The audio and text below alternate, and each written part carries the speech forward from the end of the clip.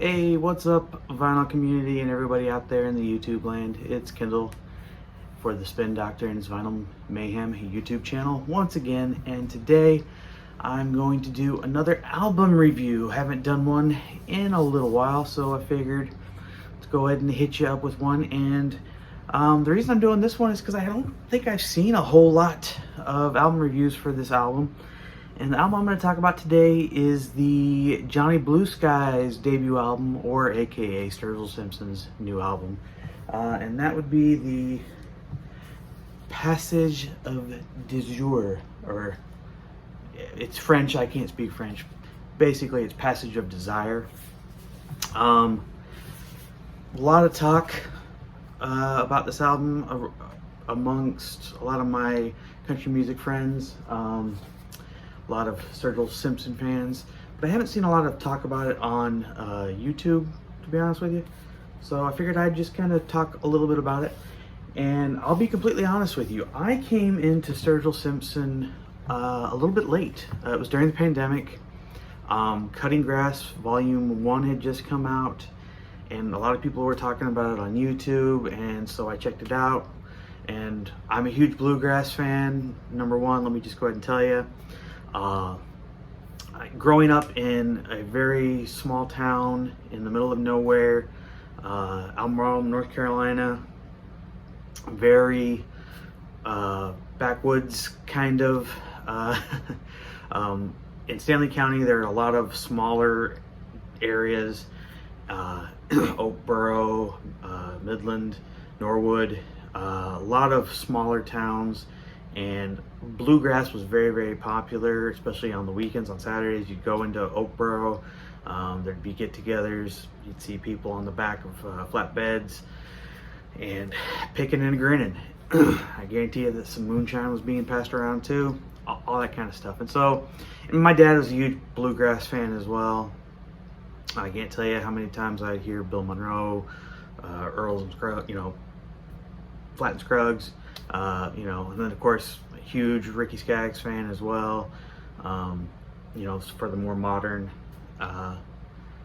bluegrass sound. And so I was a huge bluegrass fan, so hearing more modern day bluegrass sound that Sturgill was doing with his new music, or his music, I really enjoyed it. And so that's how I was introduced to Sturgill. And so really liked Volume 1. Volume 2 was coming out, so I picked up Volume 2 as well. Then of course he did his concept album, or storyteller album, of The Dude and Juanita. Really enjoyed that. And I started to do my research on him, and I went back and I listened to his other albums, and they grew on me. And so I ended up going and picking up, just recently actually, I picked up his first album. This is the 10th anniversary edition of his first album. I really like this one, High Top Mountain. This is probably my favorite of his solo albums, to be honest with you. This is the 10th anniversary on that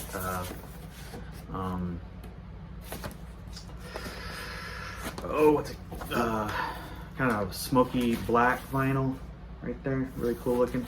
Anyway, really like it. And then I also picked up his other one as well, the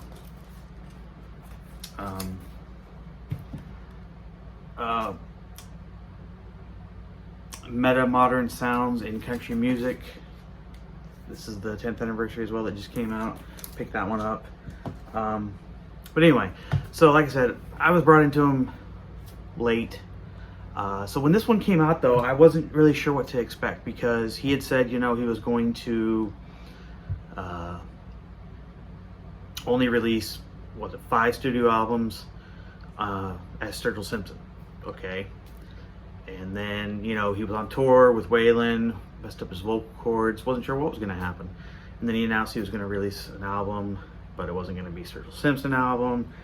And we've got this album that I just dropped. Don't you love that? And I picked it up release day. I picked up the indie exclusive. Really nice tip-on jacket. Comes with this obi here. The debut album, Johnny Blue Skies, Stoughton, old style tip-on jacket, indie exclusive metallic gold vinyl from High Top Mountain Records.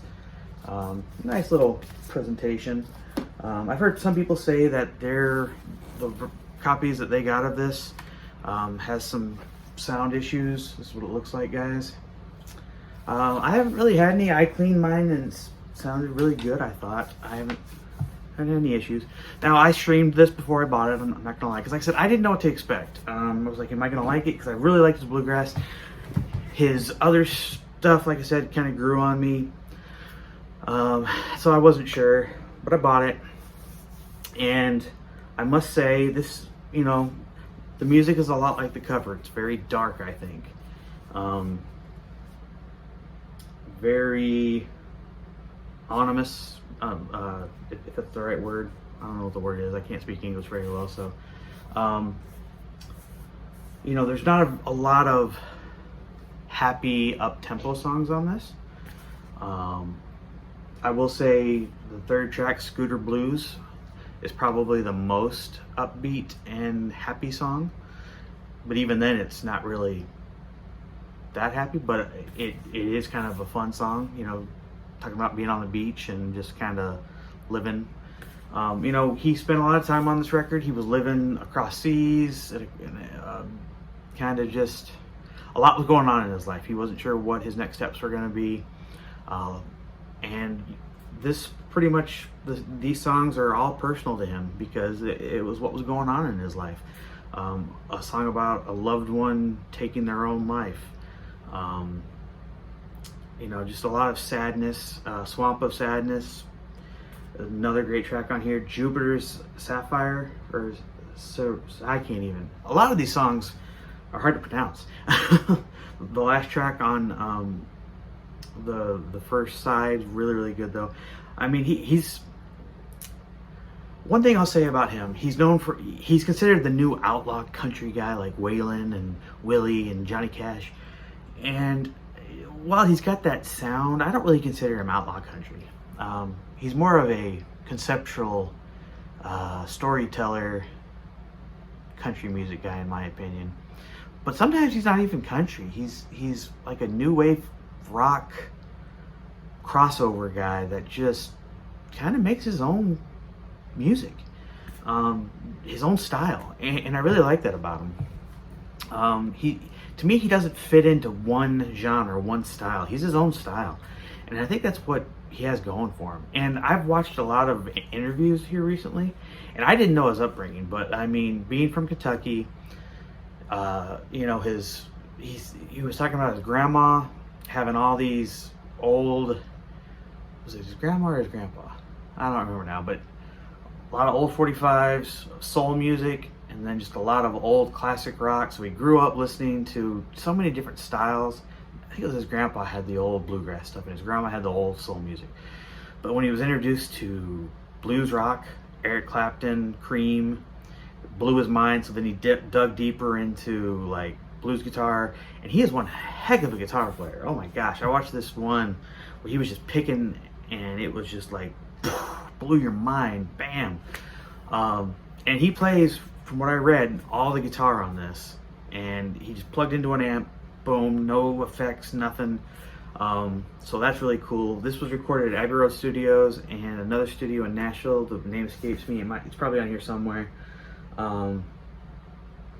But just really great sound on this. That's one thing I will say. He always gets a great sound on his records, and that definitely comes out on this as well.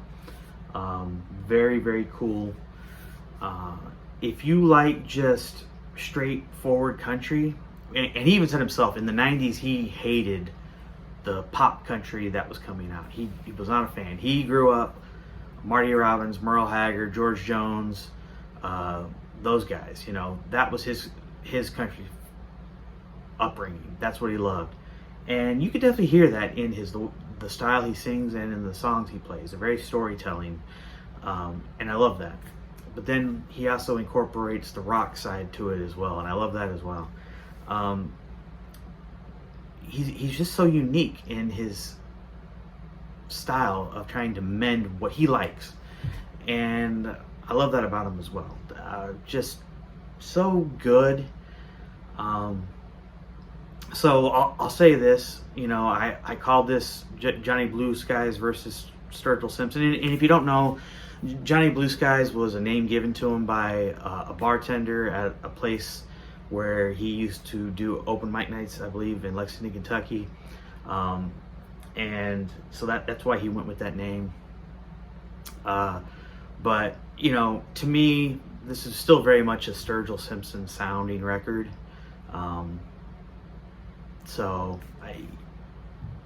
But I will say this, it's very, you know, I can't wait to see what he's going to do next.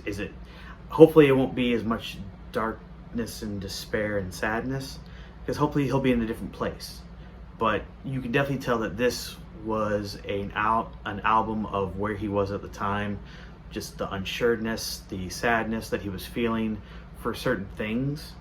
Not to say that he was, you know, he wasn't happy with his family and his friends and all that stuff, but there was just a lot going on in his life, and it comes through in this record. And those are the best records, ones that pull from personal experience. And that's definitely what this is. So guys, if you haven't heard this record, stream it, buy it. You won't be disappointed. If you are a Sturgill fan, I think you're gonna like this. Johnny Blue Skies, Passage of Desir. It's a great record. Definitely gonna be one of my top records of the year. Right now, 1 and 2, I would definitely say are the Lemon Twigs and this. So check it out. Anyway, guys, let me know if you've already listened to the record and what you think. Hope you enjoyed the video. Leave me some likes and comments. Leave me that thumbs up. Subscribe if you haven't already. I would appreciate it. And until next time, peace and love. Bye-bye.